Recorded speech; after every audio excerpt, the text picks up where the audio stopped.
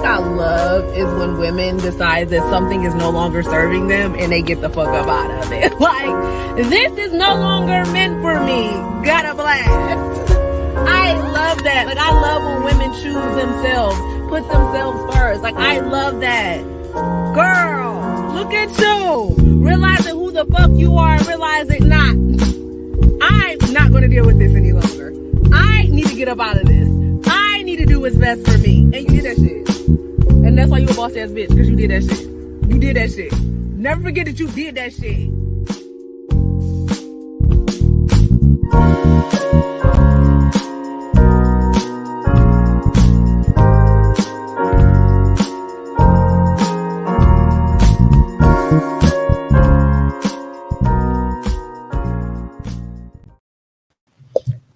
What up, gang?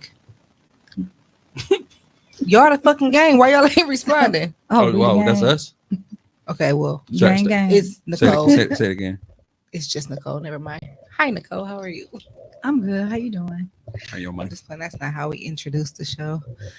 Welcome back to another episode of the Do Not Resuscitate podcast, where we are pulling the plug on things that no longer serve us. Tommy, stop moving the camera. It's not centered. You were supposed to do this beforehand. Well, somebody moved. I was over there doing it. Don't look at me. I'm not looking at you. So y'all gonna fight this episode, or what we gonna do? Y'all gonna fight? We're not fighting. I don't have the energy. Nicole, how have you been? I'm good. It's been a month since we recorded. I know we need to get our shit together, but we gonna get it together. We need to be more consistent. Life happens. For sure. So, and I think that's the whole point of the podcast, that we allow ourselves that time, that energy to be like, you know what, today ain't it. You right. So, y'all get the shit whenever we feel like it. I don't think that's a good thing, but okay.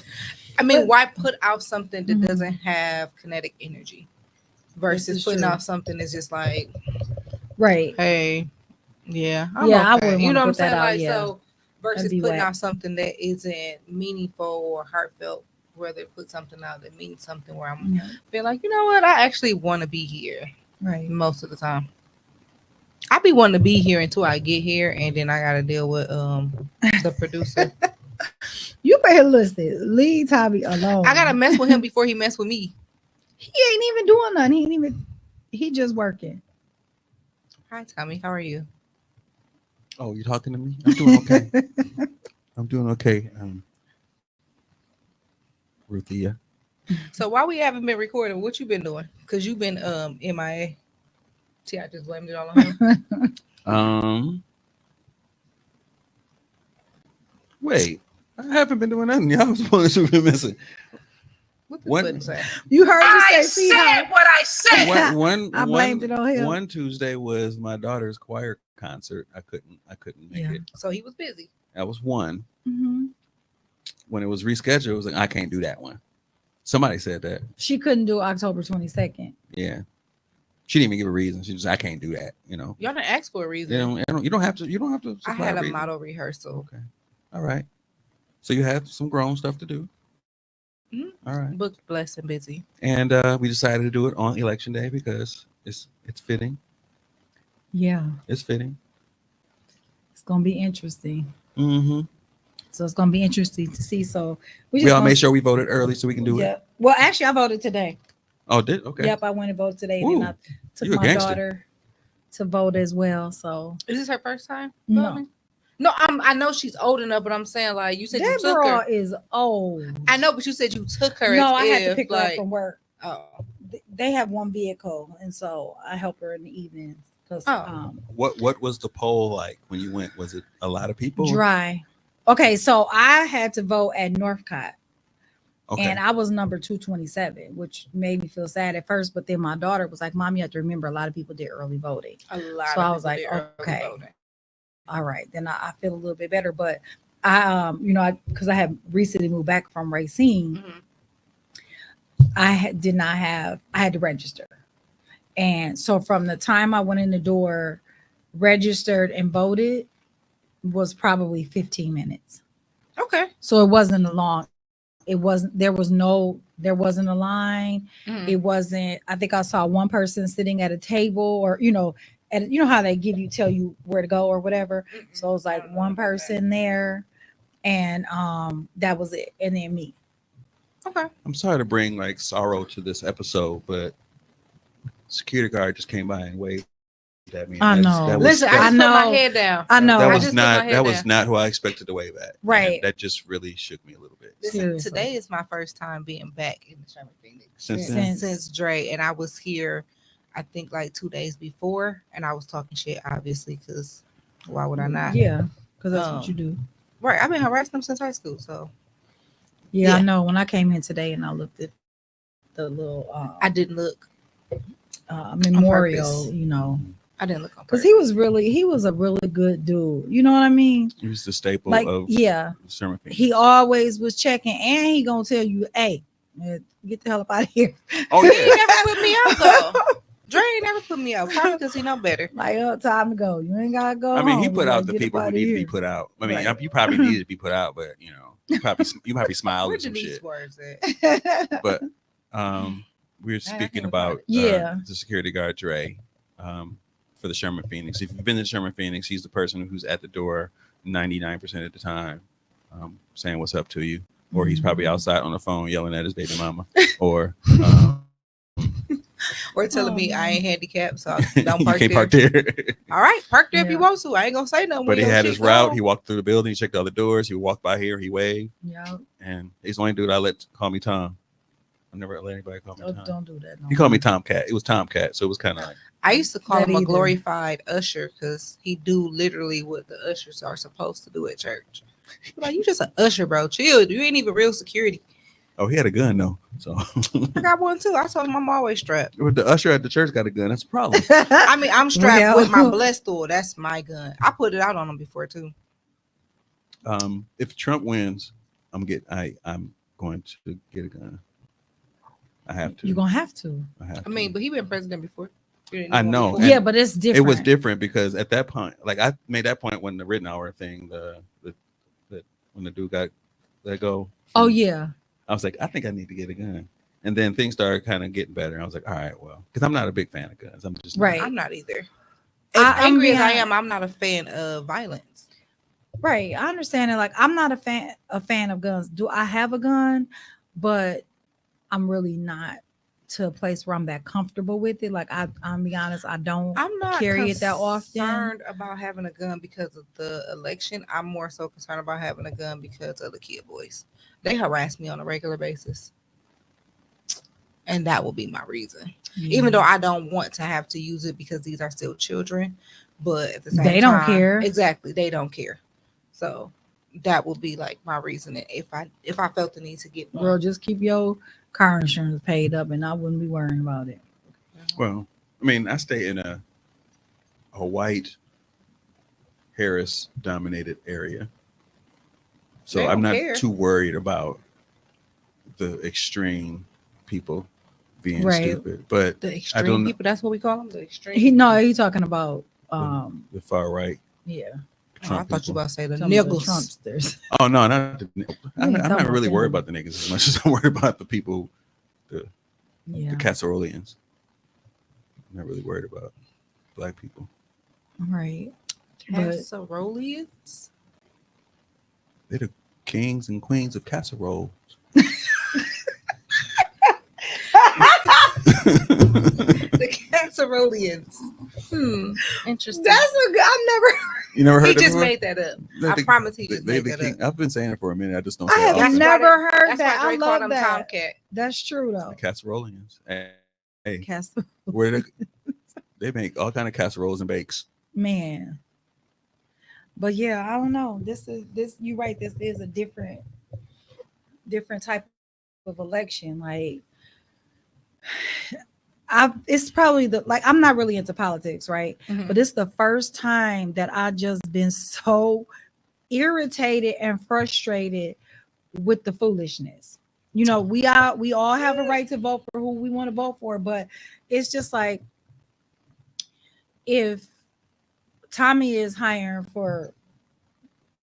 to help produce, he gonna hire somebody that know how to work the equipment, that understands what all Or goes that's into willing it. to be trained. He's not gonna hire me because wouldn't I hire don't me? understand if you don't, because I it's think more to if it than you're just to get competent on enough there. to actually, if you're competent Correct. to take the direction, yes. Correct.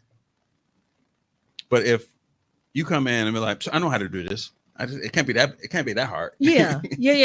I mean, but it can't be. Tommy be doing following shit. me. He don't do shit though. But he do. He just came here. He had Tune to in to set the all next of that episode stuff. of Do Not Resuscitate when I give all the damn controls to Ruthia. Oh, I thought you were It's saying gonna be like, tune into the next episode. I think Shut we your do ass down. Huh? That ain't no problem. Do not resuscitate when we have to. Do not resuscitate with Thea. That's where I Hey, thought you was you'll be gonna sitting go. here forever waiting for it to come on. She ain't gonna know how to, I'm gonna do it from my phone. Like, fuck this shit. Right. We just gonna do it from here. I did this shit. I did this shit. But see, but you right though, Tommy. That's exactly what I was saying. Like, he not even competent to understand. You know what I'm saying? Yeah. So it's like, and it's tough for me because I understand why different groups are voting for him, and I understand. Yeah. You know what I mean? I totally get I it. think my frustration or anxiety is with the amount of people that aren't voting. Definitely. I just don't understand why we not voting. And I say we as the black people that I've been communicating with, they just not voting. But people also have to understand not voting is still a choice. You're still making a choice. Mm-hmm. Just because you didn't go to the poll and fill in that little dot doesn't And I've mean tried anything. to, so I look at it as when I ask people about like, do they believe in God? Like, I'm not finna force it on you. No, like I'm gonna absolutely ask not. you, are you informed about it or whatnot? And if you feel so strongly about it, I'm just gonna leave it there because I've done my part by, you know what I'm saying, asking you and trying to inform you. But so many black men are not voting. Because they are well, I'll go back. My church, which I grew up Lutheran, and Lutheran and Catholic probably have a similar kind of belief system. I'm not saying any black people following this. I'm just saying it's ingrained in like a man's capacity to believe that women in these churches aren't held to the responsibility of leading worship. They can't lead prayer. And in some cases can't even teach like middle school. They can't even teach 7th and 8th grade because the boys are almost men. So they can't lead men. Mm-hmm. So they're not, they have a place. Mm-hmm. So years and years of that is the belief system. I believe that women can't lead. Mm-hmm. I'm not saying that niggas that ain't voting are following that, but I think in their own jurisdiction and how they've lived, they probably have been in a situation where the mother wasn't. I'm gonna say, if niggas saying they ain't voting for a woman, they grew up in a trifling household because their mama wasn't shit. Oh damn. Well, that's that on that. I'm just saying, like, how can you not look at a woman and see that she's strong enough to lead unless you had a woman that wasn't leading in your I mean, you know what I mean? I've heard a lot of older men say that I'm not letting no woman run me. I'm not letting no woman lead me. So you got the traditional men that do that, and then you got the men who ain't seen no woman lead before. Right. So you got two groups of men who ain't comfortable having that happen. Then you got, I've heard a lot of guys say that they think women are too emotional. Yeah. To be in a position of I don't know. I think we're in an era where these men is very emotional too. That too, but when I was told that, I was thinking about it like hell yeah, because I'd be like, kill all these motherfuckers.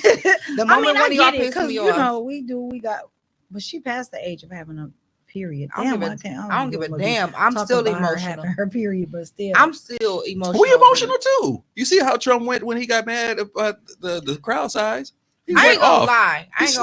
I like Trump for his facial expressions because I make a lot of facial expressions. I'll be like, oh, I've never did that one before. I should try that one. And he's good for memes. I like texting people that. Yeah, for sure. His facial.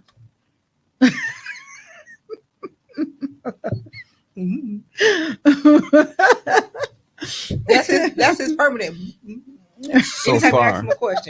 So far, Kamala has won Vermont, Massachusetts, Rhode Island, Connecticut, Maryland, North Carolina, Virginia, Ohio. Oh yeah, because the East Coast is it's 8:00. And they projected her to win Texas. What really? Yeah, but she's still behind substantially in the electoral votes. That's okay, but you know how that's because those polls are closed. The East Coast, you know, Mhm. Still got they- California, still Yeah. got Wisconsin, still got yeah. Michigan. Cali is what 2 hours But behind. California has a gang of electoral votes. I forgot how Right. many they have.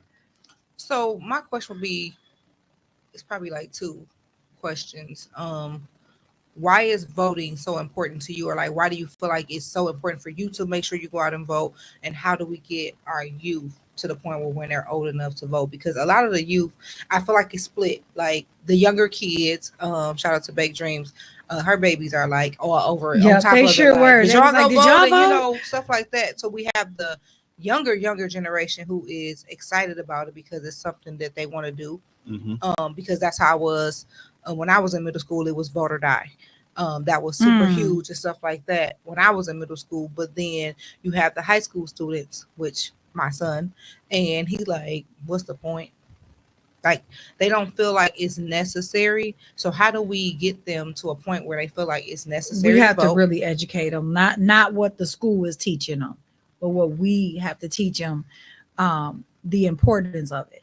You know what I mean? And I think that's some of it we're allowing the school to educate them on what their perspective of voting versus we need to. I asked him, I really- said, so are you a Republican? He was like, I mean, I think Trump has a great, because he's in learning it in economics class about they're using the election to kind of to get the kids interested in, Of course. you know, the money side of it. He like, well, I like money, and I had to explain to him all the other things that's going on. That's not just about the money, and how it affects even him or me and whatever in the future. Right.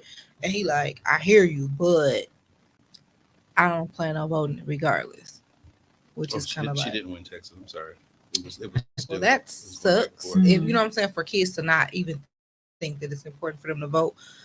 Young black men are just not excited about voting. Well, the thing about what people miss is that because Trump was in power, it doesn't necessarily control you locally.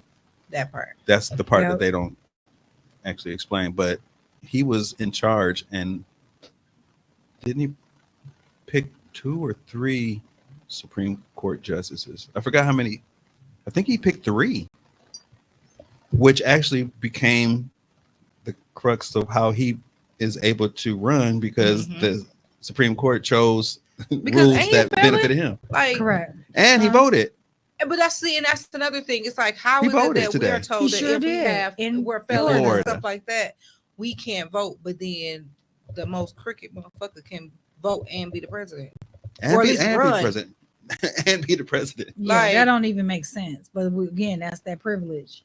Like the fuck. You know. So I understand the whole I understand it, but because it's so in a microwave age and it's so distant for them to understand, I can see why Yeah. they don't see the benefit. But there's also the point that you made about the local officials. Mhm. I think that's more important, getting to know them, because at any given moment you can walk into Sherman Phoenix and see one of our local officials here. And I don't have a problem with walking up to y'all, talking to y'all like I talk to anybody else. And if I grew up with you, please understand I'm still calling you by your nickname, Dirty. I'm not calling you, I ain't gonna say it. Talking about the mayor.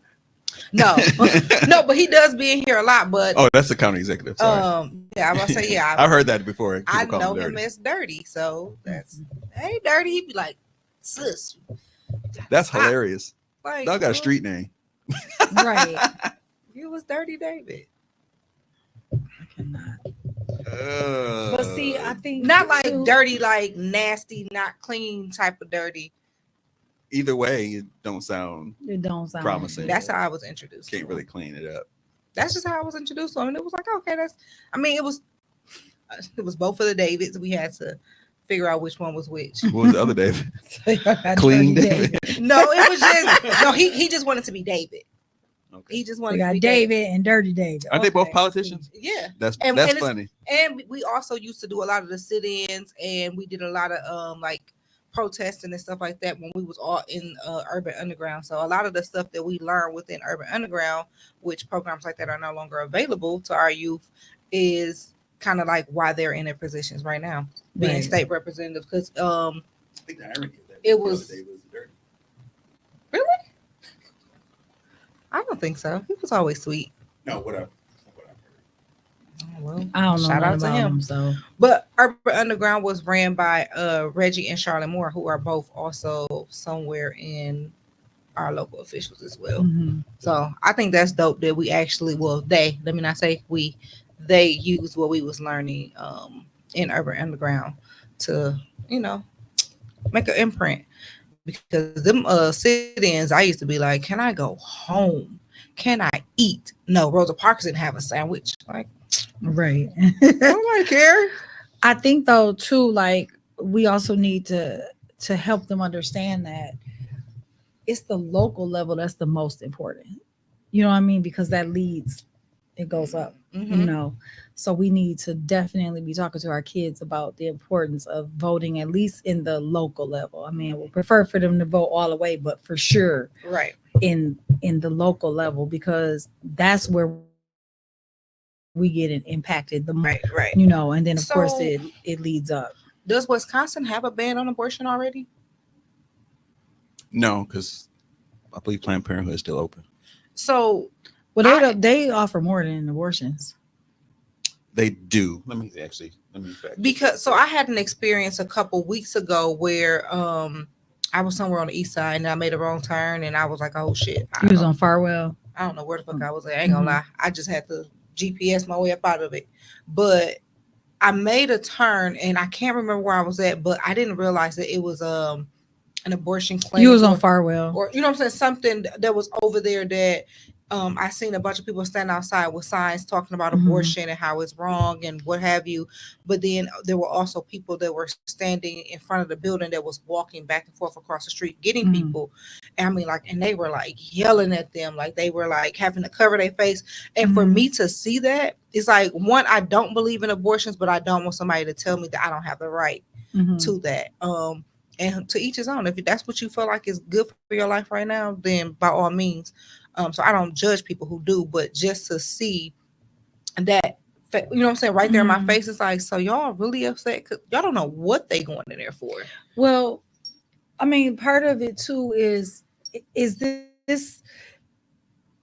It not only affects, it also, they're stopping women from having rights over their own body. So there's a little bit more to it than that. I don't believe, you know, I don't think abortion is Right. You know what I mean? I don't think that people should use it as a form of birth control for certain.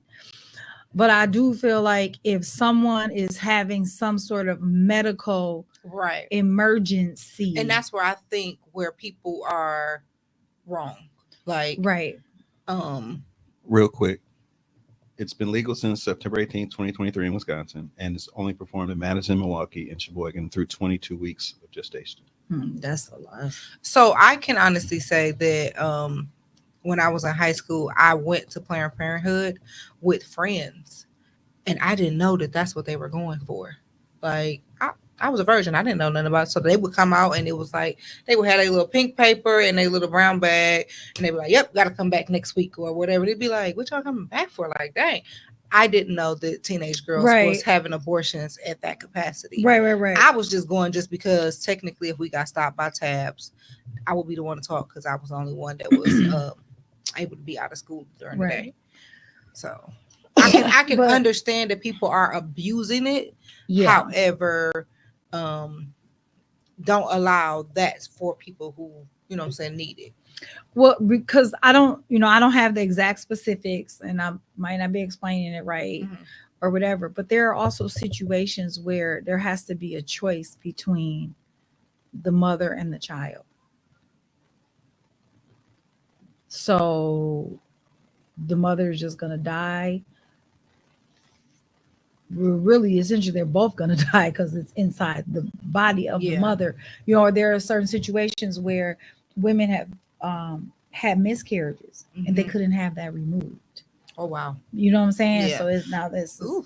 And I've seen the effects of someone not properly having the afterbirth taken out and how it messed them up. So right. But I don't know. I guess it's just the hard part for me is like, you know, I mean, I guess think of both of us as SA survivors, right? what if, you know what I'm saying, I was raped and now I'm pregnant with this baby? Like I wouldn't even It's know. a constant reminder. That's difficult. I've already been assaulted. Now I have to raise the child. And And I feel possibly like torment the child that's because all I'm I trying. don't, Right. I can't. It's hard. I'm not gonna say I can't love you, but it's hard for me to look at you and not see a stain. Right. And so I watched this clip today about these people. It was 5 white women, and they had signs up saying, "Choose adoption. Choose adoption." So this man go up to them and he says, "How many children do you have?" And the lady was like, "2." And he said, "Well, how many of them are adopted?" She said, "None." Then he went to the next lady. Hmm. "How many children have you adopted?" "I have my own children." "Well, how many have you adopted?" Out out of all 5 of those white women, none of them had ever adopted no kids. And So what? even Why are you still, standing up here with this sign saying this? even still, to carry a child and to give them up for adoption, that's a Mhm. whole nother mental process. We have enough black children in the system than to be adding more to the system, only for them to be, in a lot of cases, abused, you know, Mhm. not receiving the love that they need, and then they be what? The kid boys. You know what I'm saying? Or even they to you know, some pivot the angry conversation children. and to loop the election and the things that we are talking about currently and moving into mental health. Mhm. I know a guy who was a foster parent. And because he was dealing with stuff in his own life, he was like, you know what? I need a break. I need to get my mental together. I need to get my finances together. I need to Mhm. take a moment. So he was like, he talked to the kids he had. It was a couple young boys, and he was like, y'all got to go back for at least a month or so, just so I can get Mhm. me together. And within that time frame, one of those young men was killed. So now that, you know what I'm saying, has even taken him Mhm. back because now he feels guilty. Like, well, if I would have just been able to hold it together Right. to keep, you know what I'm saying? So there's Well, so many different levels. well, even more too, the system doesn't always do the right things. You know, a lot of times the case managers they overloaded, or they feel like a Precious. family, yeah, they feel like a family has had a child too long, they move them. So my daughter's grandfather and his wife, they were foster parents. Mhm. And they had 3 little girls who I actually knew because we grew up on the block with their mom, and their mom had became addicted to drugs, and her daughters went into the foster care Mhm. system. Well, my daughter's grandparents ended up with those 3 little girls, and they had them for a good while. They were doing really great. Mhm. And the system decided they were going to get too attached to them, so they removed the girls and put them in another foster home, where the foster father brutally raped one of the girls to the point where she would never be able to have children. You get what See, I'm and that's saying? just, So it's just I've been around several. So one of my, which is crazy, one of my favorite cousins is adopted, right? Mhm. And I would have known that she was adopted until shit. She didn't know until she was 18. But I didn't know until, a couple years ago. And it was like, dang, the person I like the most ain't even technically blood. That's crazy. But then I've been around where one of my other cousins where she was a foster parent, to where it was like, okay, y'all keep giving me back the same child and sending him back to his mother and giving him back to me. And every time I gotta kind of like undo everything that she's already done. And he, to the point where he was like, I'm black and I don't want to go back over there. This is a full-blown white boy. He like, this is my family and this is where I want to be.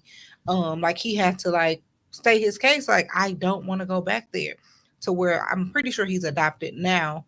But then I've also seen cases where it's like, a lady I went to church with, she had a little girl, and that little girl was so messed up. Like, even just seeing her sitting in the pew, like she would pinch the other little kids. And I think she would always ask like, oh, well, can my sister come to church with us? Her sister was with someone else. So they would allow them to come and spend the night because they were young and they wanted to kind of keep them familiar with each other. The older sister allowed the younger sister to abuse her. Like, I mean, scratch her arm up to the point where she was just bleeding, and she just sat there. And I'm like, why are you letting her do that? This is what we used to. Like, this is how she expresses herself. So to think of what are they, what situation are they coming from, Mhm. to where these kids couldn't have been no more than 7, 8 years old. That's what they were used to. She said it. That's what Like, they became At accustomed 8 years to. old, you just like, I got to deal with this. And then to even for it to be your little sister, so in your Mhm. mind, you just protecting her Right. because this is just what's the norm. Yeah, it's really unfortunate. But mental health issue, that's real. For sure. You know, that is a real thing, and we can see, you know, into today's society, it's just more and more and more prevalent. Mhm. You know, so it's like what shifted? Do you think that it could be like back in the day, like, you know, my mom, my grandma's time, it was hidden, and just now it's just out It's more there? Like, open. what? I mean, we know that they had to have some issues, but did they have this many issues? I'm sure they did. I think back then they didn't have the privilege to be free to openly say what they were dealing with, or just like I'm trying to think. Somebody had asked me before, like, so wait, did being gay just become a thing? Like, no, there were gay people back in the days, but I think it was it hidden. just like mental Mhm. health. They didn't have the privilege to express themselves clearly. Like, now we have the privilege to be whoever we want, however we want. So I don't have to hide how I'm feeling. I that's a choice.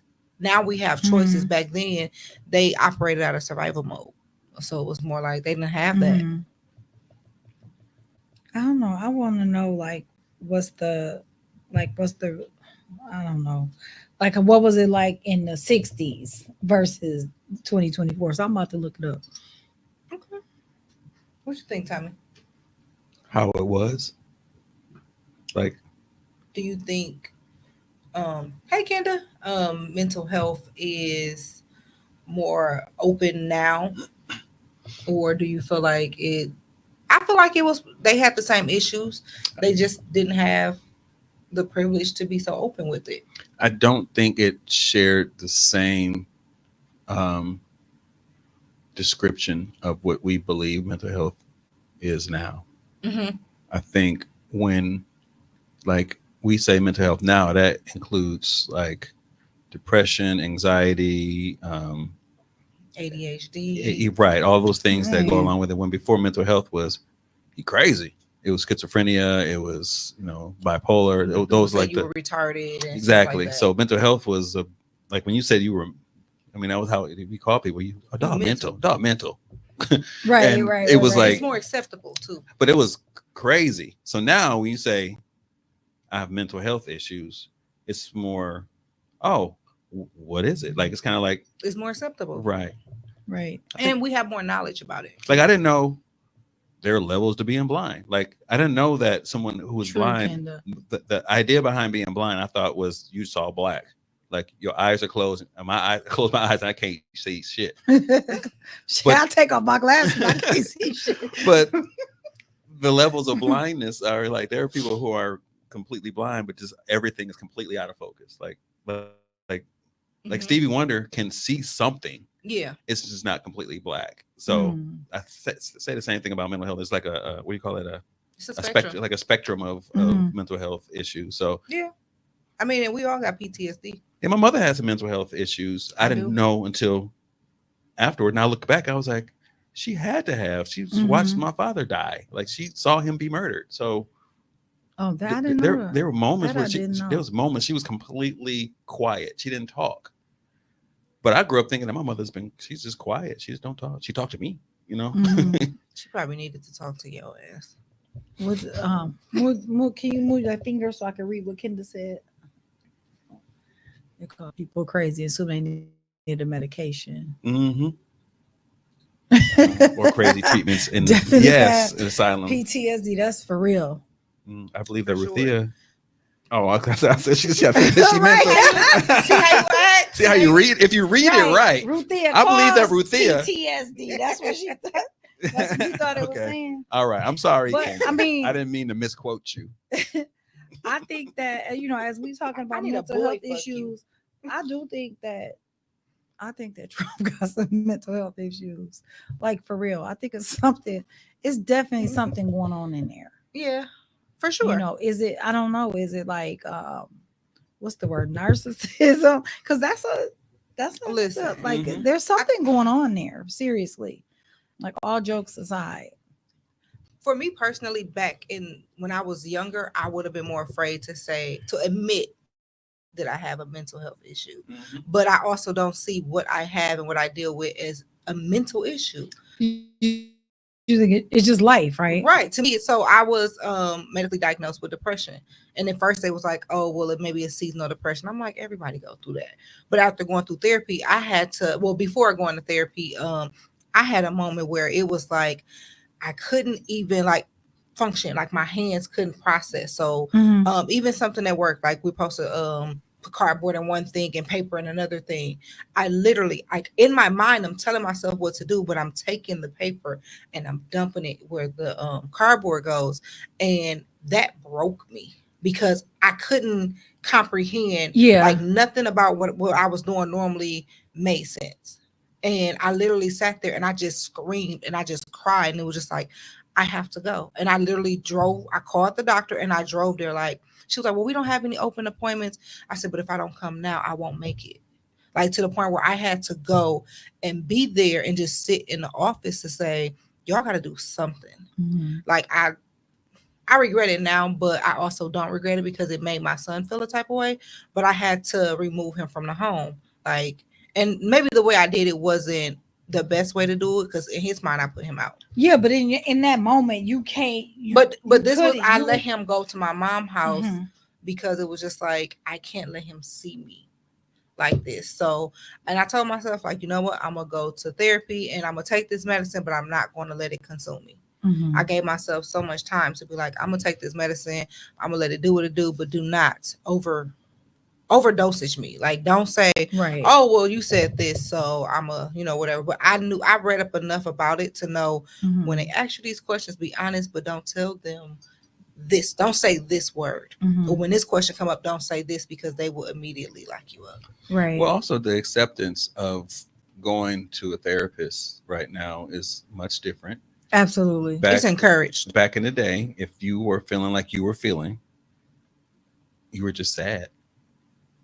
You were Or just they you were just wanna- sad. It wasn't necessarily a depression. It was- Right. And it used to be shame. I mean, it still Yeah. is shame by certain people. I've been shamed for going to therapy, and I'd be like, Really? motherfucker, you need to go to therapy. People be it's so weird. They shame you for going to therapy, but they try to drag you to the altar. Like, and that's you know what I'm saying? That's shaming. To me, that's shaming. You take somebody with a issue, drag them to the altar in front of the whole church, and you Listen, embarrass them and you shame them. To me, that's what you should be ashamed of. Being overly, listen, I knew religious and all of I that. knew my therapist was good for me when she said she had to talk to God before accepting me as a patient. I said, child, you better talk to Jesus Right. so he can let Hey, you know that you're Kivana. gonna have to snatch me up. Hey, girlfriend. But it's the I K think show. Everybody named with a K on the show. I think it's important Aw. to for me, I think it's important for me to have the balance Right. of having the spiritual balance and to For have sure. the therapist because my therapist believes in the same God that I believe in. I 100% believe in God, and I definitely know that there are times where I probably could have should have broke, and I knew that He was sustaining me. Don't get me wrong, I'm not, saying anything negative, but I'm talking about the people, Right. not God. I'm talking about And that's the why I people doing think too much. a lot of times we have to, when they say don't just come to church and listen to the scripture, like you got to read it for yourself and get your own understanding. Absolutely. Because you can read the scripture and get an understanding and preach it to me and I don't receive it, but then I can go home and read it and God can speak to me in a whole nother way, and it could be like, oh, okay, well, you know what, that's the way God wanted me to receive it. I remember watching TD Jakes. I was watching him. I actually took myself away and I went to like Lake Geneva one time. I was like, I'm just gonna actually just retreat. I'm gonna actually get, because I was trying to find my purpose. I'm still trying to figure it out, but I say I'm gonna take a weekend. That's gonna be a lifelong. Like I'm trying to find my purpose in a weekend, but at least trying to get closer to. Trying to get closer to God again. So I actually said the whole time I was like watching TD Jakes because I appreciate his approach to pastoring. So I pulled out the Bible and read what he was saying. And he said a scripture. He said, you know what he's saying? He tried to break it down right there. And he started something. I was like, that ain't what that ain't what it say. And this is TD Jakes. I'm like, that what you said ain't what's right here. I read somewhere just recently where it said, you know what God left out the Bible? Your opinion. Ooh, Preach the word that as part. it was written versus, and you can say with my spiritual imagination, but don't say the word says this and that ain't what the word, because I'm gonna go back and I'm gonna be like, correct. that ain't it. But I believe that my God wants me to be in therapy. I mean, he created, he gave them that inside him. You know what I'm saying? To be able to be the doctor, to know. I would not be calm today if I did not have therapy. I don't think there's nothing wrong with that. I met my therapist in the Sherman Phoenix. That's so black of me. Yeah. I met my therapist in the Sherman Phoenix. She got one of them black jobs. We need therapy and Jesus. Yeah, I do. You need both. You need both. Yeah, I say her therapist got one of them black jobs. I met her. Well, she technically don't work in the Sherman Phoenix, right? But she was having to be here. Yeah, and I honestly, so a lot of people thought that she was an angel because nobody at the time nobody knew her. Nobody had ever. I had only seen her that one time, but then I had talked to her over the phone for my therapy session. It was just like, okay, so do she actually live here? Do she really exist, or is God really just speaking to me? Am I crazy for real? Because it was like some of the stuff she would say, I'd be like, that's that prayer. That's you know what? Therapy in Jesus. For real. But I appreciate it because I was able to get off of the medication and I didn't feel like I had a mental health issue. I felt like I was just healing. Sure. Versus going through all of these problems and thinking like it's something wrong with me because this happened to me and now I feel this way. So I think the spectrum of mental health is all about perspective. How we was talking about the other day. Like I can look at it and be like, well, my perspective of mental health is this because I don't feel like I'm mental because I suffer from depression. And I don't really feel like I'm suffering. Right. Happily, I'm not suffering. I'm not in a suffering state, but somebody else can look at it and be like, depression. Oh no, you crazy. You know what I'm saying? But it's definitely. Life. It happens. As we're talking about mental health issues and everything, we're in the season where it definitely happens the most. Seasonal depression. Yeah, it generally does start in like October. And it goes in, on through the holidays. So we definitely have to be aware. We definitely have to encourage those who are, dealing with it to, because you got the holidays and all the people that you like. I'm used to my mom being here. I'm used to this person being here, or I can see other people having family and I don't have, you know what I'm saying? So, and even just the daylight savings. Oh yeah. It's dark. We're in darkness most of the time right now. So I never understood when my grandma would get up and open up the blinds. Like she would open up all and just be like, girl, just turn on the light.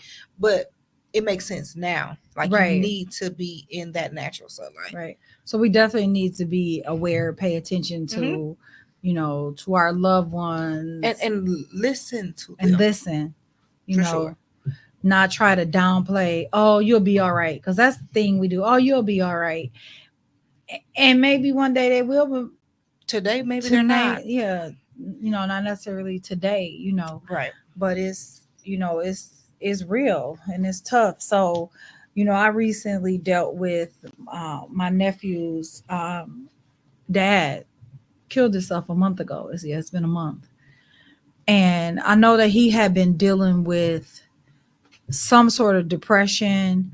I know he had begun to drink a lot, so he was medicating.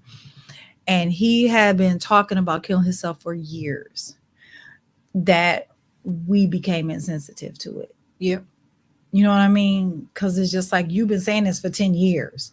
Like, we just didn't believe. We just thought he was just going through something. Right. And, this time he He did. You know, he followed through on it. He did call and speak to both of his children the night before he did it. But then that next day about noon, I think I got the call, you know, and it was unbelievable, of course. It was definitely tragic because now you left behind a 14-year-old little boy. And then he had a sister. I don't know how. I think she's 12 because they have different moms.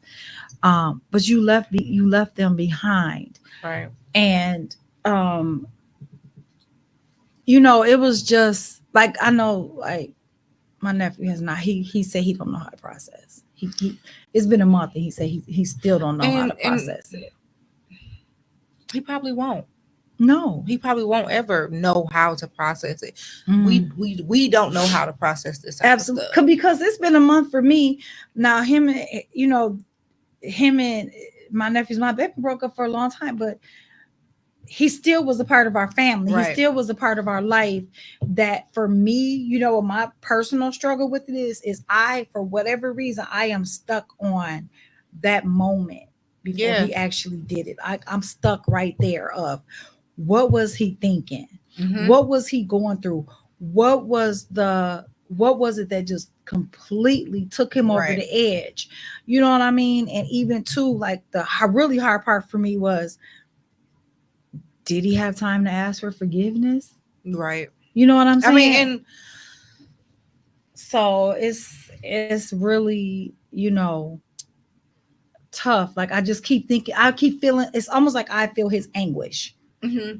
So I would say, even just for your nephew, I'm 50-50 on this, right? You have, when I was a teenager, I lost someone really, really close to me. Mm-hmm. He was murdered, but and because it was someone that we were in middle school, they had this thing called lost group. Mm-hmm. Part of me feels like we all deserve that, especially as teenagers. We need a place where we can freely express, Mm-hmm. and there's other people around us that's our age, Right? But then there's the other side, that the attachment to loss. Mm-hmm. Being in that group, I felt like it was a negative side of that, because Like trauma bonding. Because there was some kids in there that was like, well, if we miss them that much, we should kill ourselves. Like, you know what I'm saying? So there's a 50-50, you know, there for me, where it's like, yes, they need that space to be able to express freely. And then obviously there is, you know, a grief coach there, or at least I had a grief coach. And we pissed our grief coach off to the point where he was like, y'all want to kill yourself? Y'all want me to tell you how to do it? And we would sit up there. That was our reaction, like, wait, what? And he was just like, you're doing it wrong. Y'all trying to slit your wrist, but y'all ain't doing it right. You're cutting in the wrong direction. And I'm sitting up there like, how rude. Like, why would you tell me how to kill myself? He said, that's how I know you're not ready. Mm-hmm. And it was like, wow. You know what I'm saying? Like, it was, for me, it was like, okay. He was like, at some point, y'all just want some attention.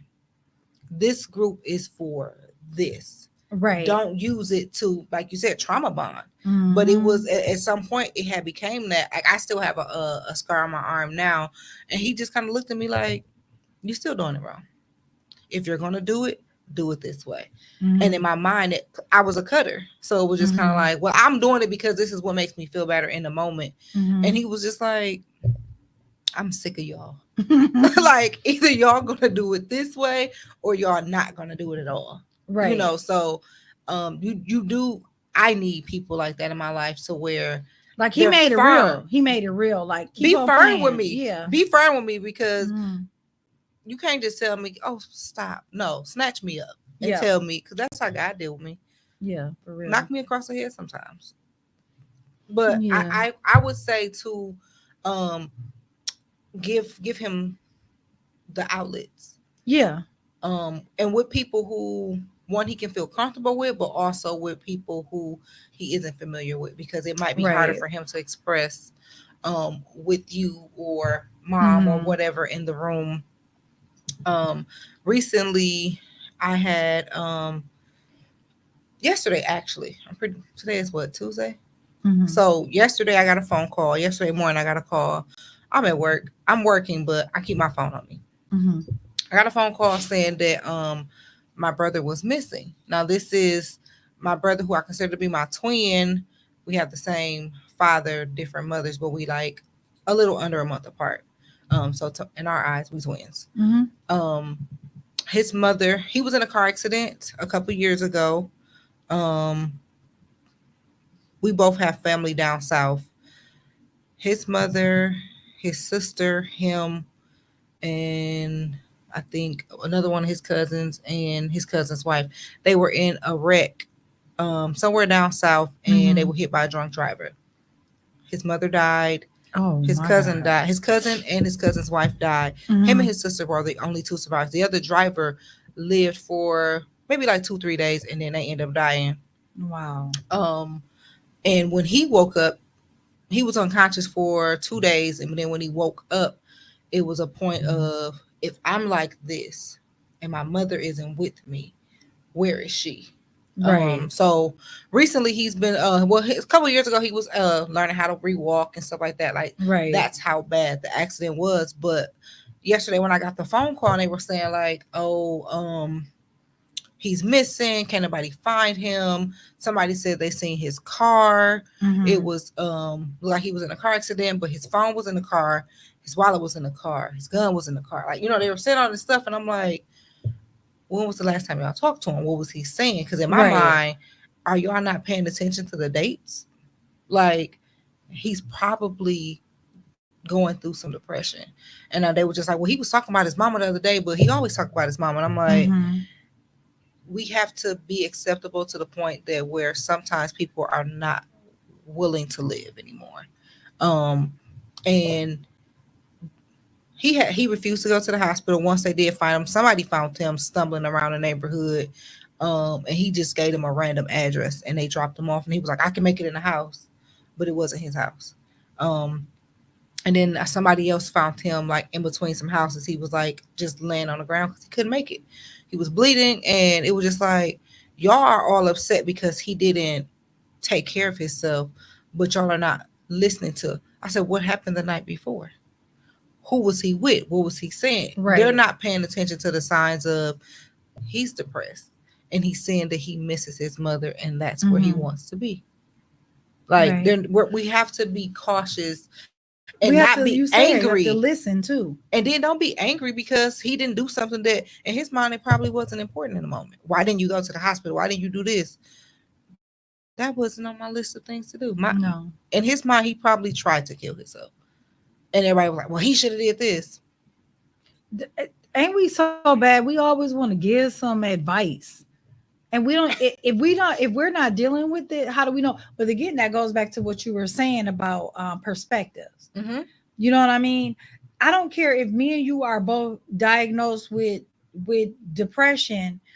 My depression is still not going to look like your depression. Right. You know what I mean? Because you're you and I'm me. Like, we're all different and we deal with stuff differently. We're all built different. So it's not just not going to be the same. Yeah. And so we got to stop putting our shit on other people. And one thing that I've heard numerous of times in this last couple of months is life can be that freaking hard. It was a hard F-bomb, but like, well, people got to get themselves together. It can't be that hard. And it's just like, you don't know how they are processing life. That's and true. What are they dealing with. Just because you are willing to cover up whatever you're dealing with and just be like, oh, well, I'll get over it. You don't know. I can look like the strongest person out here in the world, but when I go home, who knows if I'm going in that room and I'm crying and what I'm dealing with. So I remember, we got to stop telling people like, they'll be okay. I remember a time in my life where I never thought about or ever considered suicide, but I do remember being, I just wish I would just die. You get what I'm saying? Yeah. Not that I wanted to do it myself, because I wasn't going to do nothing, because I'm scary. I'm not about to do it, but still I remember just, thinking it. Like, I wish I would just die. I've been in both places. I've been suicidal and I've been prayerful. Absolutely. Or wishful, I guess you can say. Like, hopeful. Yeah. Like, have you ever been given medication that kind of help kind of facilitate some intrusive thoughts? Like, Of suicide? yeah.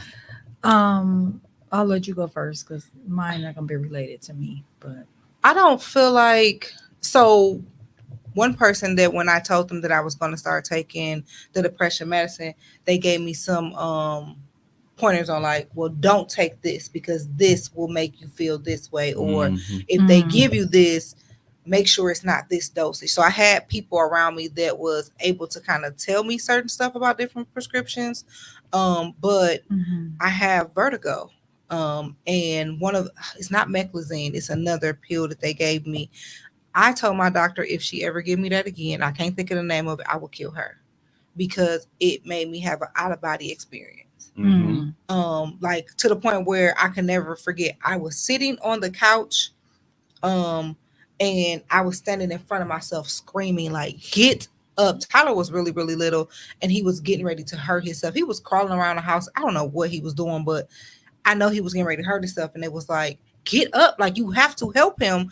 But I was there, like it was me looking at me, and I told my doctor, if you ever prescribe this for me again, she was like asking me all these questions, like, well, what was your full experience, and like, oh, you got to have a diarrhea and stuff like that. She was like, the chances of that happening was like 1 in a million. Like, yes, that is a side effect, but it's listed. It's like 1 in a million. I'm like, you didn't tell me that. So I made it my business to, whenever I get a prescription, to read all that stuff. The pamphlet that comes when you go to Walgreens, they had a little pamphlet attached to it. I sit there and read it. Yeah, I'm reading all of that. Because you have, especially if you've never taken it before, and you have to be, because them words be big. but you have to be, you have to be at least aware of the possibility of whatever they're saying. Exactly. Yeah. I definitely made sure that I didn't take certain medicines or a certain high dosage because I was warned about certain depression medicines.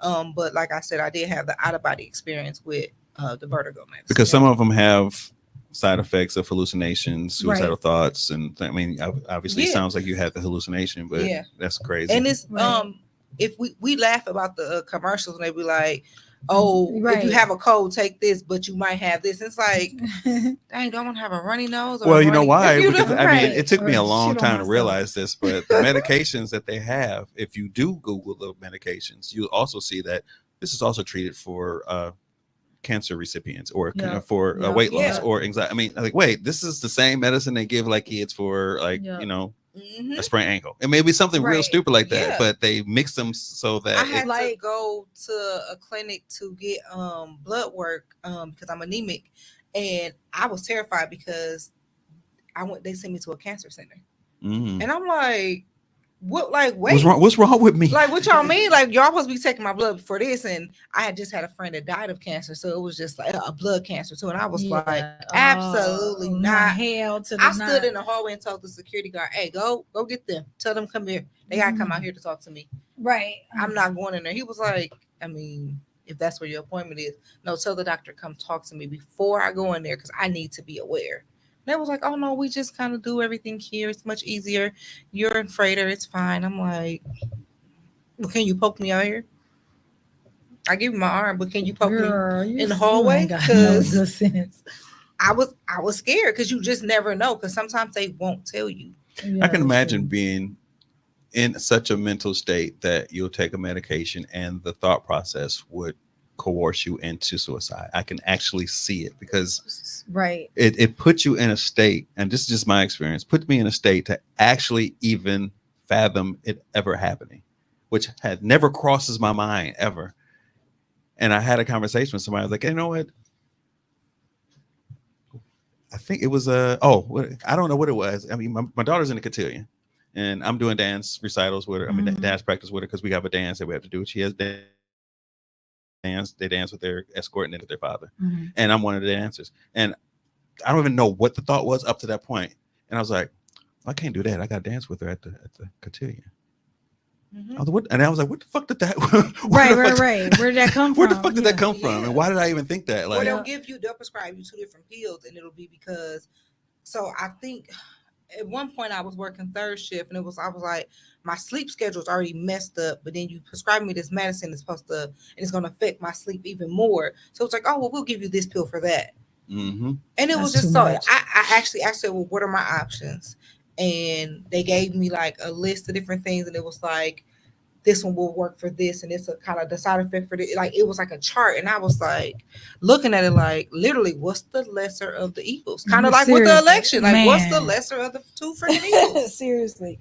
So on a different side of your question, Tommy, it took me back to when my mom was dying, and she was on Dilaudid, Mhm. whatever, I heard it. which is I think like 7 to 10 times stronger than morphine. And I remember Morphine is good. girl, but imagine 7 to 10 times stronger. I'm over This here like, you so silly. So I remember, so this is before, so at that time it was just for them to control the pain. Mhm. We didn't know quite yet the extent of the cancer, right? So she was still at home, and I would have to give her this pill. And I only could give it to her every, I think, 4 hours. But I would give her the pill.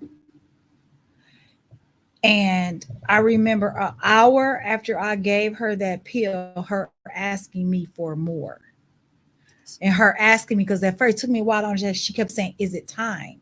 So at first I'm like, "Is she talking about is it time for her to die?" Like, what are we talking about here? And then I realized she was asking for more medication.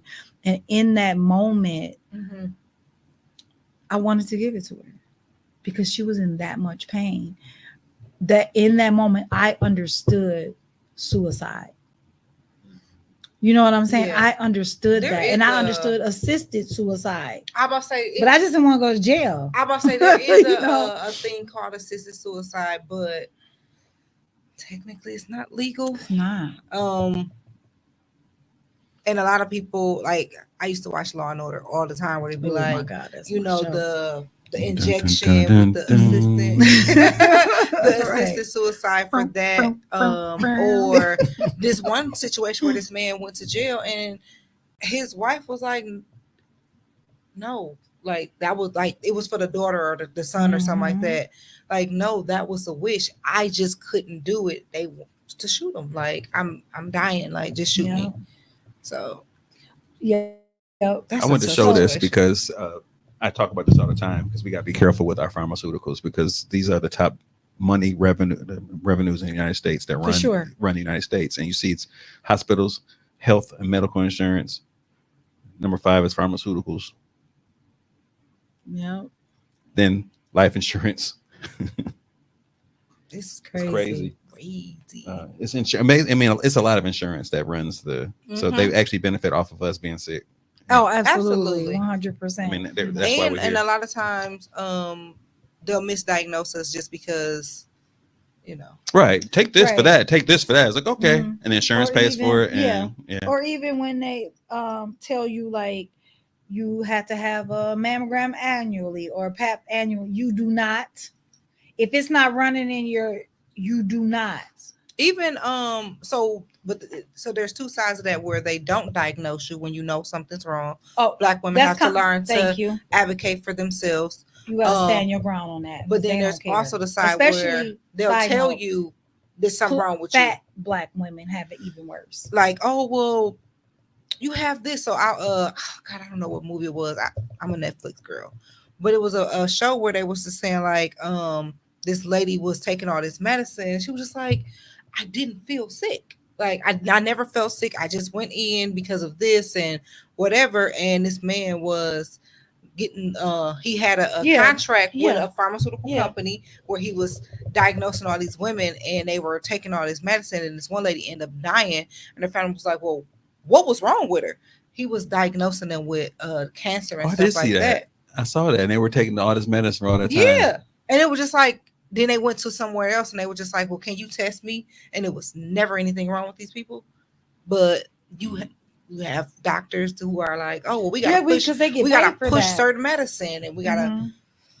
Yeah, they definitely get. I always talk about this regarding mental health, but it's a Netflix movie called Made. Have you seen it? No, I didn't see it yet. I forgot to go back and watch it. It's a series. Did I talk about it on here already? Is I that don't the think one? so. Wait, like I feel like I watched it while I was going through my episode, and I was like, damn, this is the most clearest depiction of a depression I've ever seen in my life. But she had her child taken. She was in an abusive relationship. I Became did homeless. see that. I did see Right.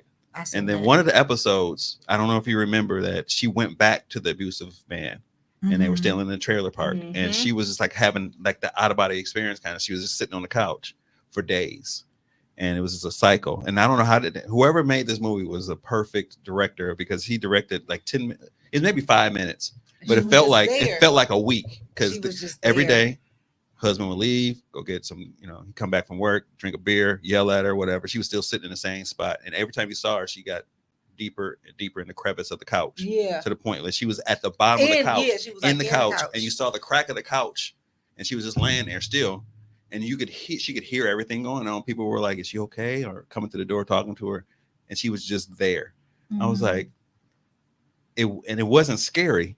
That's what's crazy about it. It was like, damn, she was so deep into that cycle, and she got up out of it. I had to rewatch it to see how she got out of it, but I was like, that was the best example of just being in a deep, dark space. Yeah. And it wasn't. She wasn't suicidal. She was just depressed. Depressed. Yeah, that don't always lead to suicide. Right. Exactly. And I think too, we still operate out of survival mode, because for sure. What if, because her being a mother, me being a mother, it's kind of like, well, I know in my mind I still have to take care of my child. I know in my mind I still have to get up and go to work. I can be depressed later, type of thing. But because in that movie her child's father was there, it was just like, the baby ain't killing himself, they ain't hurting it. You know what I'm saying? It was just like, I can just be here and sit. Like, I was, for a while, like, you couldn't tell me that I would go to work and I'll be sitting there like, how did I get here? Like, what? Like, I'm here, but I couldn't remember. Like, how did I get here? How did I get home? And it was just like, I was in robot mode. That's like, well, Ruthia, you saw me go through, when I was living in Racine and being down there by myself. And like, I love my apartment down there was nice, but I realized later my apartment was on the back side of the building, and it didn't get a lot of sun. And I realized I was down there in the dark. And then I worked in the building, and then I would literally, my car was parked underground, so I never was. That's why you so white. Girl, shut the fuck up. It makes perfect sense now. Whatever.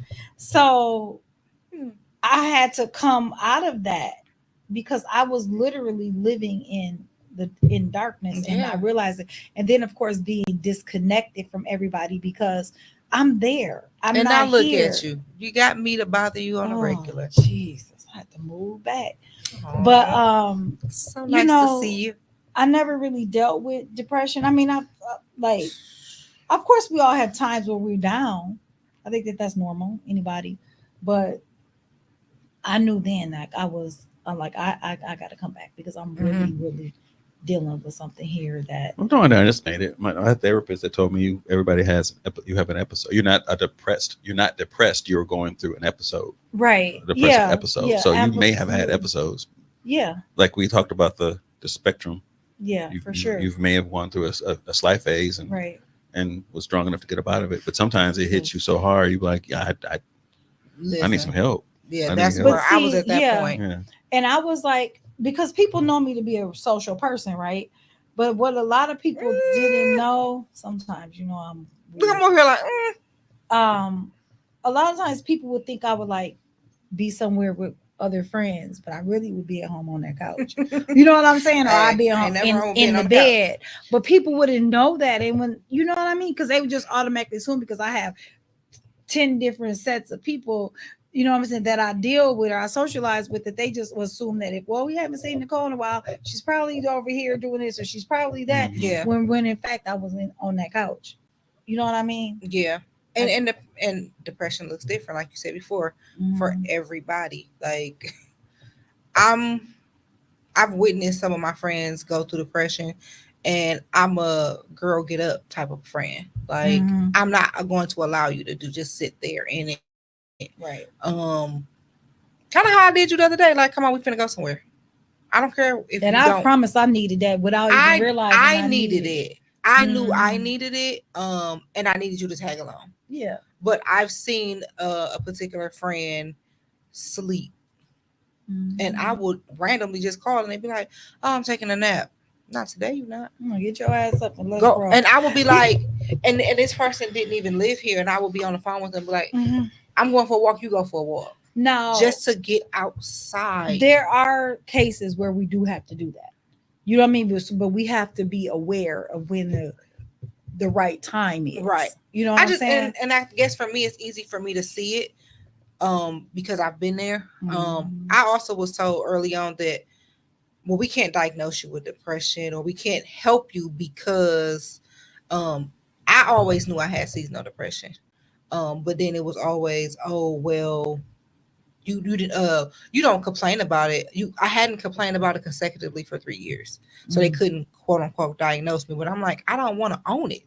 So I don't feel the need to, I guess you can say, complain about it. It's something that I know happens and I just deal with it. But I had from October to even just December, I can name you 17 people that either died or got murdered. Yep.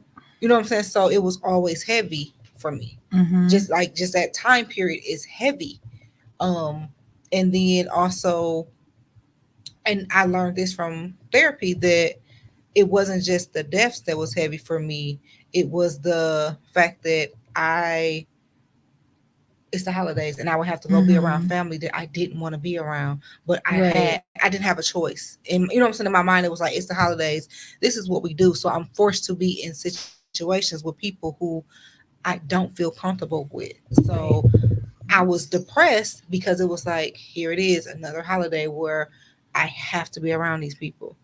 Now I'm at a point where it's like, who coming? Oh, I ain't going. You gonna just sit at home by yourself? And the fuck I will. Like, I'd rather sit at home and, as people say, quote unquote, be depressed by myself. I'm by myself in peace. I can eat a whole pie, okay? I can eat a whole sweet potato pie without cutting it with just a fork, and I ain't gotta share. Oh, so I gotta make your sweet potato pie. Okay. Yes, please. So you know, just that's peace for me now, but back then Right. it was depression. Right. So how do you think what can we do to encourage people who maybe are dealing with depression or any sort of mental health issue? Do mind dumps. Like you'll see on social media, they do like the photo dumps or the monthly dumps. I do a mind dump nightly. I don't have a good morning routine, but nightly I do a mind dump. Whether it is taking 5 minutes and it's writing in my journal, I'm really good for writing in my journal, or even if it's just sitting there and thinking it. Like I vent to my boss all the time. When people at work irritate me, I'll just sit there and I'll be like, don't need a response, just need to mind dump or brain dump or whatever. You just got to get it out. Find you accountability partners, find you your village, find you whether it doesn't have to be a church, it doesn't have to be a therapist, but find you something or somebody that's going to be a healthy release. And allow yourself the grace to go through it. Right. Like shout out to Dewana. She always told me, like, allow yourself the grace to actually deal with it, feel it, whatever. Give yourself a time limit. Yep. Okay, that hurt me. I'm gonna feel the emotions. I'm gonna give myself 30 minutes or whatever. Even if 30 minutes, it could be 30 minutes, it can be an hour, it could be a week, it could be a day, whatever. Don't just suppress, stuck you know there. what I'm saying? Yeah. Or don't just be like, oh, I'm over it. You know what I'm saying? But allow yourself that time to feel, but then also make a plan to process it. Absolutely. Yeah. So Music is therapy. I like candles and quiet spaces, getting a good book, and even it can be any book, because a book for me allows me to escape my reality. I love reading a good book. It just helps you escape. Right. I think I try to how I've dealt with things is that I, like, if something happens to me and whatever my reaction is, I'll take me some time to say, okay, why did you react that way? I ain't got that far. You know what I mean? Mm. What is it that's really bothering you? What is the root cause? Like, where did that really come from? I Like, ain't for got real, there for yet. real.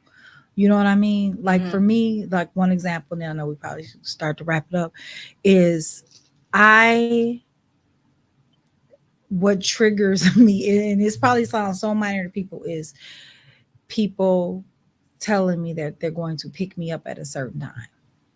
If you tell me you're going to pick me up at 6 o'clock, I ain't gonna ever tell you a time then. if 6 Mm-mm. o'clock come and you're not there, What if they like text you and be like, I'm running late? Because Tommy was late today. okay, that's okay. That won't bother me if you let me know. But to leave me sitting there Yeah. waiting and I'm waiting and I'm waiting, I will completely Abandonment lose issues. my shit. My kids know I will snap and they be like, oh my God, because my dad, That's it what I was would not say. intentional. It's abandonment My issues. dad did it, but it wasn't like, oh well, we're just gonna not pick her up. It was my dad worked third shift. You know what I'm saying? And so he would oversleep often, like Mhm. daily. And I was always the last child left at the school waiting. But then later it turned into, when my parents weren't together anymore, it turned into my dad not showing up. Yeah. Then in my relationship with my ex-husband, it what turned into him never, he would leave to go do something Right. and not come back home when he should be back home. You get what I'm saying? Yeah. So that right there is a major trigger to me. So now I'm better able. So like you say, okay, Nicole, I'm gonna be there at 6 and you're not at 6. I ain't freaking out as much Listen as to me, I 'cause I'm used to, always late. because I know where it's really coming from. Right. You know what I'm So, saying? I've had an experience, I don't know, it was for my birthday, where I was somewhere in public and I had a really, really high trigger. I wasn't expecting it, and it broke me. Like, I mean, to the point where I was ready to leave. I cried. I had a whole moment in the bathroom. Luckily El Renee was there to kind of be like, sis, let's work through it. Like, if you want to leave, you feel like it's necessary, we can go, but let's work through this. Do you need to call your therapist? Do you need to breathe? Do you need to step outside? And I had to literally look in the mirror and say, you have the tools, use them. Yeah. So, I mean, I allowed myself the moment to feel how I felt, Mhm. but then I had to take back that control and be like, Absolutely, girl, you got the 100%. tools. It might not, you have the tools, but maybe in my mind, I think it was, I had the tools to deal with this person. I wasn't faced with this person yet. So I think it was just like, okay, I'm gonna freak out real quick, but then I'm gonna pull it back together. And I had, Right. like I said, I had the tools to regain control. So Mhm. Do you think that no. Okay. I'm sorry. Leave Tommy alone. What was you gonna say, Tommy? nothing? Say Come it, I'm on, sorry. we want to hear I'm not gonna say Dead air. it. Do you think that in circumstances where you are at a moment of grappling with yourself, that having somebody in your life as a partner, like a relationship, a love interest or whatever, would help or hurt circumstances like that? I think it's gonna depend Excuse me. on Bless you. for me, Thank you. if I could go back, like I can, I always gonna continue to use my ex-husband. He couldn't help me do a fucking thing. You get what I'm saying? He couldn't help me when I when I was trying to make the Yikes. decision of Yikes. When I was trying to make the decision of getting a divorce, I did go through a slump. Like my mom took my kids. I shared this, and I literally laid on the floor of the living room for a whole week. And this Yeah, you nigga was said just that. stepping over me. Never said, And Let every me help single you up. time, that is funny because visually it's like, yeah, what? never said, babe, It's- let me help you up. What can I do for It's you? basically I'm like sorry. the movie he was just, or the TV show he was just talking about. Like, Yeah, like didn't even bother to try to nothing. You know what I'm saying? And so in that situation, absolutely not. yeah, With that specific person. yeah, You know what I mean? But if I had the right person, I believe that we I could agree. work together, and he could help me, I can help him, as areas I'm gonna be strong in, areas he may be strong in, or you know what I mean, so that we could kind of Yeah, figure it out together. So, but yeah. I agree. I think also because depression will have you thinking that you need to push everybody away. So to Mhm. have somebody there, even if it's just somebody there in silence, I think is important. Mhm.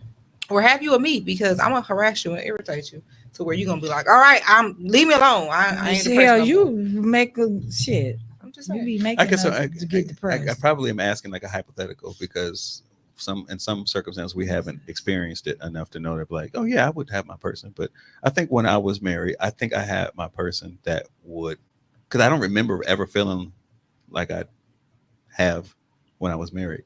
Yeah, I had moments when I was like, I can't deal with this, and why, it was more yeah, frustration and anger and all that stuff. But it wasn't like a depression. Like it would. But when I got out of it and had to deal with it by myself, and then deal with finances, and then deal with this, and then deal with yeah, that, and just all of a sudden, you just looking back Mhm. at all the things that was going wrong, it can tear you down, and then bringing somebody else in it mm. at that moment was not good either. So I can say been on both ends. I wasn't technically in a relationship, but I had a situationship. And when I was in the height of my depression, he was able to be my soundboard because he was the one that was telling me, don't take this medicine or do your Mhm. research on, he was the person that was there for me. And he was the one that, I mean, he was an asshole, but he would still come over and be like, open the door. I'm going to just sit here with you and I'm going to bring food. So in case you want to eat, you know what I'm saying? So, and I Mhm. also feel like because he was there for me, I kind of still have that attachment to him. Like, dang, I owe him something because he was there for me through my depression. But then now also being on the other end of that, being with someone who does have those issues, is kind of like, because I've already worked through mine, that is hard to deal with. It's like Mhm. I don't want to be like, I can't deal with this, because you don't want to leave a person in that state of mind, because you never know what will happen and feel guilty. But at the same time, it's kind of like, this is wearing on me as Mhm. well. So I think you got to be strong enough to even say you'll stick around to be in those situations. And it may be hard, but also accept the fact when people do try to push you away, or when people say, I'm Right. not strong enough to deal with this. Yep. I think that's important Absolutely. too. Like, So, Ruthia, no. See, it's not just you, Tommy. what you gonna pull the plug on today? Today, I'm pulling the plug on people who try to hold me in a place where I've already grown from. Mm. Your heel dish. Listen, I need that shirt though. Duana. This is Duana. She has a couple different ones, but this one is my favorite because I don't think we are ever completely healed. I think Right. it's a Oh, I agree. cycle. It's a So constant I'm work. healed ish. Mm-hmm. So yeah, shout out to Duana. She just dropped another one too. I don't Yeah, I remember like what it that. is, but yeah, I I feel need like it was that. perfect I need for that. the episode. Yeah, So absolutely. I don't know if she got like a actual page, but her healing journey was different and for many different reasons. But her story encouraged me to heal as well. So Tommy, what you pulling the plug I had a on? good conversation last night with a friend I hadn't spoken to in a long time, and we have been talking about some similar situations that we're talking about here tonight. Mm-hmm. And she talked about her path through it and said that she surrendered herself. Mm. And when she told me that, she hurried up and got off the phone. It was like, all right, I gotta call you back. And I was like, surrender. The whole day I was like, surrender. I'm thinking that Surrender. too. Like, what did she Like surrender? so many surrender. Well, she's literally surrendered her like livelihood, like she just went on a leap of faith and said, I'm going to I'm gonna quit. I'm gonna just give my faith to God and allow Him to, do everything. That's a lot. It That is, is. That's a but That's lot. But it was such the a she mustard probably seed. free. it's like a freeing, like a freedom. When I thought about that with you, when you said that they let you go, and I'm like, and he was funny because he was like, They fired me. And he was walking around telling people, I ain't Got got. my job fired me. I'm knocking on everything. And it reminded me of when my daughter I'm was. taking all the keys to everything. My daughter was. She wanted to be potty trained so bad. She was like 2. She would go to women and say, "You got panties on?" I got panties on. She would. It was like, That's so I ain't cute. got no job. Like that's how you were. Like, hey. Tell her, And don't- guess what? Tell your daughter, don't ask Tommy. me. And I still don't got one. Tell that baby, don't ask me, because I'm be like, no. And I ain't looking for. I mean, I have to look for one because unemployment requires me. Right. But I ain't looking for one. Tommy hiring. You know what I'm saying? Like I do what I'm supposed to do. I apply. I Yeah. do apply. But freedom. Man, it's unbelievable. Like, but I can say though, just because I don't have a job, I do not lay in the bed. I get up every morning. I'm up by 6 o'clock, 6:30 at the latest. I get up and I put my clothes on and I get to She going. don't be responding to my text messages though. When did you text me in the I morning? don't remember this. Yeah, Say you what's your just making up conversation. something. So yeah, but I get up and get dressed every single day. So I'm not just laying around the house. Mm-hmm. You know what I mean? Like the last 2 weeks I had my daughter's son because the school is switching over to Head Start. And so I took care of him for 2 weeks. You know what I mean? So and I just did all type of activities with him or whatever. So I ain't just laying He around. took care of you. I'm trying to get my polo baby together. That's a whole nother episode. So But, I'm sorry. This is a long yeah. plug pulling. But the surrender that I thought about, I started off with Facebook. So I deactivated my account, and I have a two-way authenticator on my Facebook account, and it's a catch-22 because the other authentication is it comes up in my my notifications on Facebook. So if I deactivate, and I tried to get back on because I wanted to see, I went through a stage of weakness. I'm get back on, and You missed me. Well, I got your phone number now. Delete that part right there. I can just text you. I'm about to block you. I haven't used it. See, I would have been I'm good. about to block him. I ain't even did nothing. I'm just gonna drink some water. You send me anyway. I can't get back on because when I logged on, it says go to your device and say it's you. Well, on my device is the notifications. I can't get back in Facebook into my notifications and say it's me because there's no other way of doing it. So I'm just locked out of Facebook. So and that's what you pulled the plug on. Well, I'm pulling the plug. Well, well with the surrendering, Facebook it allowed me time to actually get more grounded. I prayed. I wrote 2 prayers. Like it's different to write them and then other than praying. Yeah. So I wrote them and then reread them a couple times throughout the day. I read a couple of scripture. I cleaned the house. I washed, listened to the radio. I mean, I was doing all this other stuff, and here I am. Before you do your pull the plug, I do want to say, I did something the other day. I was in a funk, like don't nobody like me right now. I don't know why. I was in a funk, but what I did was I reread my birthday cards.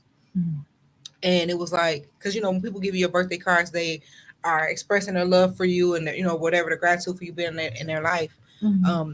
Rereading stuff like that helped boost my mood, and it was just like, oh, right, somebody do love me. It really made me feel good. Like, it's not looking good. Tommy, was you done with your? I am, and I just got really mad. Don't even. You can't. It's still hours to go. Just, I know. You don't even got the West Coast in there yet. They so come. just chill. What am I pulling the plug? Don't say me. I was, but okay. Girl, fuck you. I am pulling the plug on, and Ruthie, I think you said this before, but I'm gonna use it. I'm just pulling the plug on people who not bringing value to my life. Go away. That's where I'm at. Go away. Leave me alone. Just go away. Go straight to hell. That's where I'm at with it. You know what I'm saying? Like, just leave me be. If you not bringing no added value, or you not helping me in wherever areas that I may have lack or I need assistance in, go away. And I don't mean like I'm just want to take advantage of people, because I know that I'm always pouring out. But if if you're not filling my cup, I'm no longer filling yours. Go away. Jamila Second, said, yep. we're We're no trying to longer pour pour from from our in. cup. Your cup should never be empty. Pour from your overflow, pour from your saucer. Figure out Yeah. how to get you a saucer, pour from that. Yep. So And just like that, we pull in the plug. or This- not. They don't want to die, do they? Tommy, you broke the buttons. User error.